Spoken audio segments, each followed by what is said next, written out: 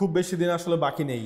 10 June Hamza, Shamit, Fahmidul, Jamal, তারিক তারা সবাই মাঠে নামতে যাচ্ছে ন্যাশনাল স্টেডিয়ামে। হামজা চৌধুরী প্রথমবারের মতো মাঠে নামতে যাচ্ছে। এশিয়ান কাপ বাছাই পর্বের ম্যাচ বাংলাদেশ ভার্সেস সিঙ্গাপুর। সেই ম্যাচ নিয়ে সবার অনেক আগ্রহ। টিকিট কাটবেন কিভাবে, এটা নিয়ে সবার আগ্রহটা দিন দিন যেন বেড়েই চলছিল।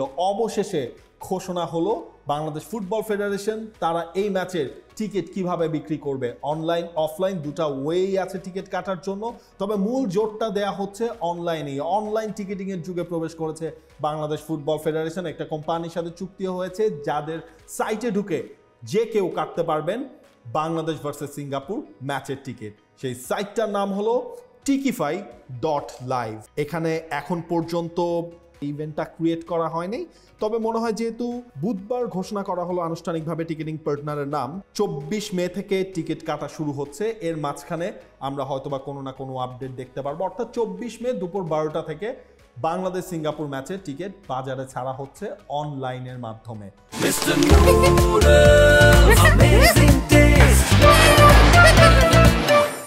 বাংলাদেশের ফুটবল ম্যাচে এর আগে কখনোই অনলাইনে টিকিট কাটার এই ওয়েটা ছিল না, যেটা হতে যাচ্ছে প্রথমবার। সবার আগে সবার জানার প্রশ্ন, অনলাইনে টিকিটটা তারা কাটবেন কিভাবে। যেটা আসলে বলা হচ্ছে, এনআইডি কার্ড, নাম, নাম্বার এবং ফোন নাম্বার এবং হচ্ছে ইমেইল, এই জিনিসগুলো দিয়ে, এই তথ্যগুলো দিয়ে একজন সর্বোচ্চ 5টা টিকিট কাটতে পারবেন। টিকিটের দাম কত? টিকিটের দাম সর্বনিম্ন ধরা হয়েছে 400 টাকা। গ্যালারি টিকিট অর্থাৎ 18,300 টিকিট বাজারে ছাড়া হচ্ছে। গ্যালারি টিকিট 400 টাকা মূল্যে সর্বনিম্ন মূল্য সেটাই। এছাড়া বাকি যেই ক্যাটাগুলো রয়েছে এগুলোর মধ্যে অনেকগুলোর টিকিট বিক্রি করা হবে, অনেকগুলো বিক্রি করা হবে না। সব মিলিয়ে 22,500 মানুষ অ্যাট এ টাইম দেখতে পারবেন জাতীয় স্টেডিয়ামে বসে 10 জুন বাংলাদেশ ভার্সেস সিঙ্গাপুর সেই ম্যাচটা। প্রেসিডেন্সিয়াল বক্স থাকছে, তবে সেই প্রেসিডেন্সিয়াল বক্সের টিকিট বাজারে ছাড়া হচ্ছে না। কারণ প্রেসিডেন্সিয়াল বক্স তাদের জন্যই থাকবে যারা শুধুমাত্র আমন্ত্রিত অতিথি। এর বাইরে হসপিটালিটি বক্স থাকছে 4টা। সেই হসপিটালিটি বক্সের টিকিটের দাম 5,000 টাকা করে। কর্পোরেট বক্স থাকছে টোটাল 12টা।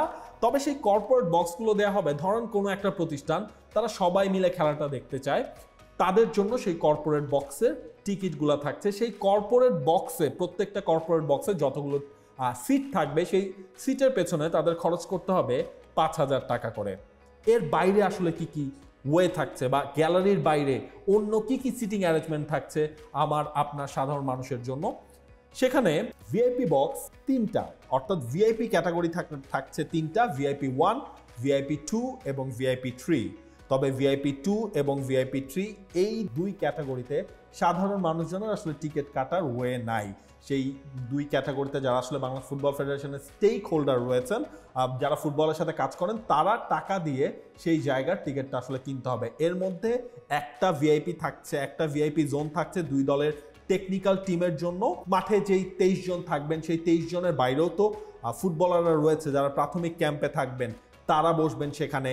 টিম ম্যানেজমেন্টের যারা ওই মাঠের এক্সেসটা থাকবে না তারা সেই জায়গাটায় থাকবেন। ভিডিও অ্যানালিস্ট সহ অন্য যারা যারা রয়েছেন তারা সেই জায়গাটায় থাকবেন। সুতরাং সেই গ্যালারিটার মধ্যে টপ 2টা রো থাকছে সেই অ্যাক্রিডিয়েটেড যারা 2 দলের থাকবেন তাদের জন্য, এবং বাকিগুলো যারা ফুটবলের স্টেক হোল্ডার রয়েছেন তাদের কাছে বিক্রি করা হবে। সুতরাং সেই দুই ভিআইপি 2 এবং ভিআইপি 3 ক্যাটাগরিটা সাধারণ মানুষের জন্য থাকছে না। তবে সাধারণ মানুষের জন্য গ্যালারির টিকিট ছাড়াও আরও কয়েকটা ওয়ে আছে। সেটা হচ্ছে ক্লাব হাউস 1, ক্লাব হাউস 2। সেই ক্লাব হাউস 1 এবং 2 টিকিটের দাম ধরা হয়েছে 2,500 টাকা করে। 2,500 টাকা খরচ করে সেই ক্লাব হাউসে বসে আসলে বাংলাদেশ ভার্সেস সিঙ্গাপুর ম্যাচটা দেখা যাবে। একটার কথা তো এখনো বলা হয়নি, সেটা হচ্ছে স্কাই ভিউ। সেই স্কাই ভিউ এর টিকিটের দাম ধরা হয়েছে 3,000 টাকা, অর্থাৎ ছাদে বসে আপনি এই ম্যাচটা সরাসরি দেখতে পারবেন, যেটা আসলে মিডিয়া ট্রিবিউন, সাংবাদিকরা যেখানে বসে এর ওপরে সেই স্কাই ভিউটা করা হয়েছে।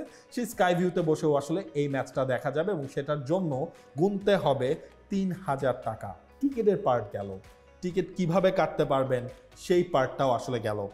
এখন যারা অনলাইনে টিকিট কাটতে বিভিন্ন টেকনিক্যাল ফল্টের কারণে যারা কাটতে পারবে না তাদের জন্য সুযোগ থাকছে। 3টা বুথ স্থাপন করা হবে, যেটা পরবর্তীতে বাংলাদেশ ফুটবল ফেডারেশন জানিয়ে দেবে এমনটাই আমাদেরকে বলা হয়েছে। যারা অনলাইনে ধরেন এনআইডি দিয়ে টিকিট কাটতে পারছেন না, বা এনআইডি আছে, ফোন নাম্বার আছে, ইমেইল আছে, কিন্তু তিনি আসলে সামহাও এতটা ফ্রেন্ডলি না সেই টেকনোলজিটার সাথে। তাদের জন্য সেই 3টা বুথে আপনি যখন আপনার সব ডকুমেন্টস নিয়ে যাবেন তখন ওই টিকিফাইয়ের যেসব ভলান্টিয়ার রয়েছে বা টিকিটিং ভলান্টিয়ার যারা থাকবে তারা ওখানে বসে আপনাকে সেই টিকিটটা আসলে দিয়ে দেবে।